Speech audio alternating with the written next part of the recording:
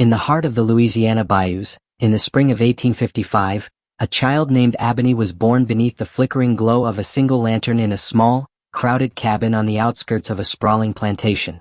The humid air was thick with the sense of smoke, wet earth, and sweat from the laboring enslaved people. Her mother, a wise and resilient woman named Kasai, held Abeni in her arms and whispered, "Child, the world will try to take you. And when the time comes, strike with the mind before the body." Abeni's father, a quiet man of unassuming strength, had been sold away when she was an infant. Her early life was shaped by absence and survival.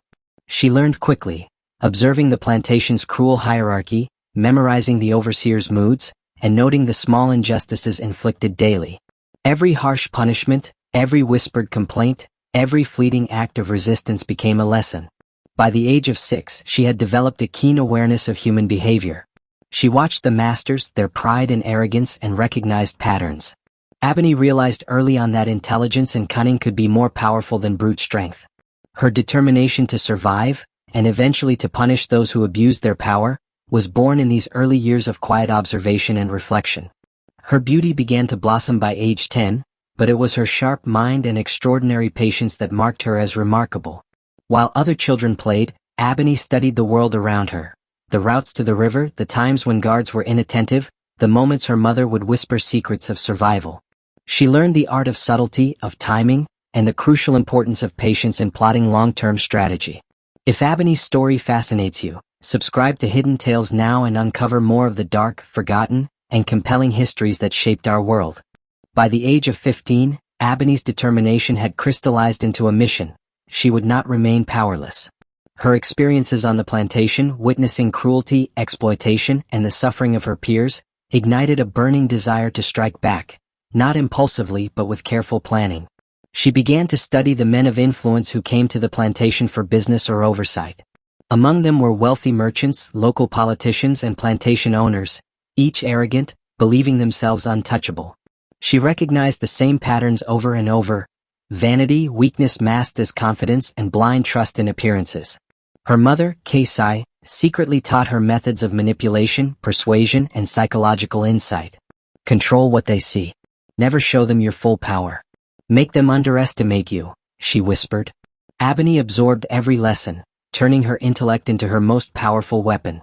Her first acts of minor subversion began here, misleading overseers, causing small accidents, and planting seeds of doubt among the powerful men's trusted aides. Each action tested her skills in observation, timing, and control. By 17, Abeni had already begun envisioning a much larger plan, one that would extend far beyond her immediate environment. Abeni's campaign began in earnest around the age of 20. She moved through Louisiana and neighboring states, entering the households of the wealthy and influential under the guise of a maid, nurse, or confidant. Each persona was meticulously crafted. She studied her targets, memorized their routines, and identified vulnerabilities.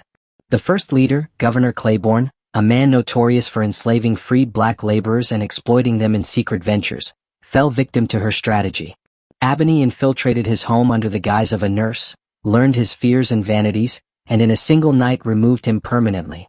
His death disrupted the network that perpetuated forced labor, and several enslaved workers gained temporary reprieve from brutal oversight.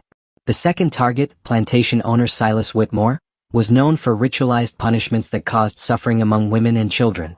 Abeni entered his mansion during a masquerade, gaining his trust as an entertainer and confidant. Her careful planning led to his demise in his bedroom, leaving a trail of questions but no proof. Freed children whispered of hope for the first time in decades. The third, Judge Harrington, was a corrupt magistrate who regularly condemned enslaved people to death for minor offenses to enrich himself. Abeni became his confidant, feeding him misinformation about rivals, manipulating his paranoia, and ultimately orchestrating his death without ever entering the public eye. Local freed communities began experiencing slight improvements in fairness and leniency due to his absence. By 1870, she had methodically eliminated 20 leaders. Each act was a study in precision: timing, psychological insight, manipulation of vanity and desire, and strategic isolation. Some were sadistic masters, some political figures, all guilty of cruelty or oppression.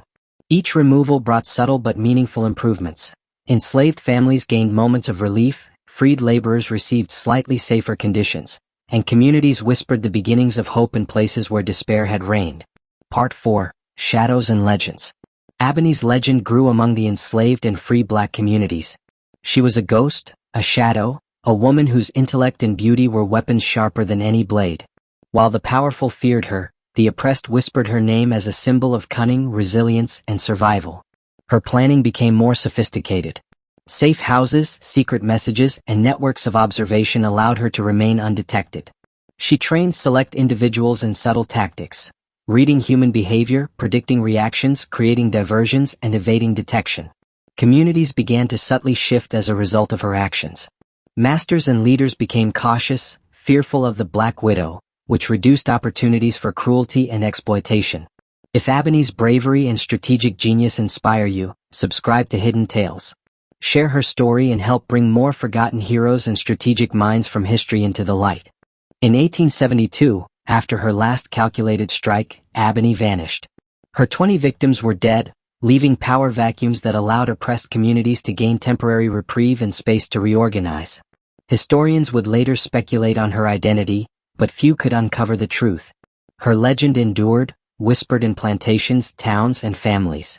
She demonstrated that intellect, strategy, and patience could overcome the seemingly invincible.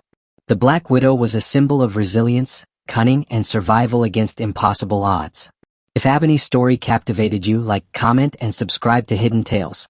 Share these stories of brilliance, bravery, and resistance so they are never forgotten. Your engagement preserves the voices history tried to erase.